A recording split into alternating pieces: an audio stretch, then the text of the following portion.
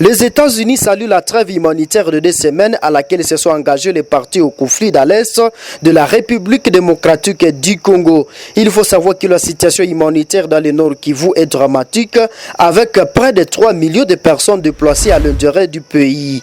L'expansion récente des combats dans le Nord Kivu a empêché les travailleurs humanitaires d'atteindre des centaines de milliers de PDI dans la région autour de Kanyabayonga et a déplacé plus de 100 000 personnes de leur foyer.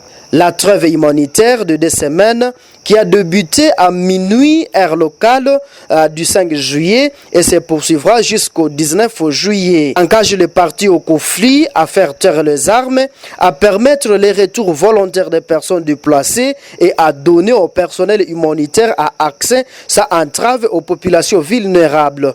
Il faut savoir que la trêve couvre les zones des hostilités les plus touchées par les populations civiles. Cette avancée s'appuie sur les mesures de renforcement de la confiance obtenue lors du voyage de la directrice. Cette avancée s'appuie sur les mesures de renforcement de la confiance obtenue lors du voyage de la directrice de renseignement national de NI, Avril NS, à RDC et au Rwanda en novembre dernier et des engagements ultérieurs avec le président Félix Tshisekedi de la RDC et Paul Kagame du Rwanda. Il faut savoir que les États-Unis restent pleinement favorables au processus de Luanda et aux efforts du gouvernement angolais pour s'attaquer aux facteurs actuels et historiques perpétuant cette crise de longue date.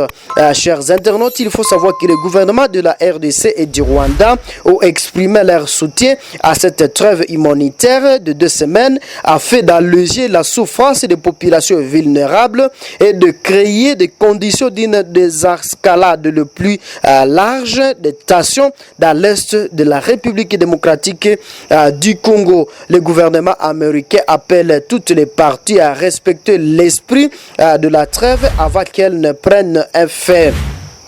Le gouvernement américain continuera à utiliser les ressources en matière de renseignement et de diplomatie pour surveiller les activités des forces armées et les groupes armés non étatiques pendant la trêve humanitaire.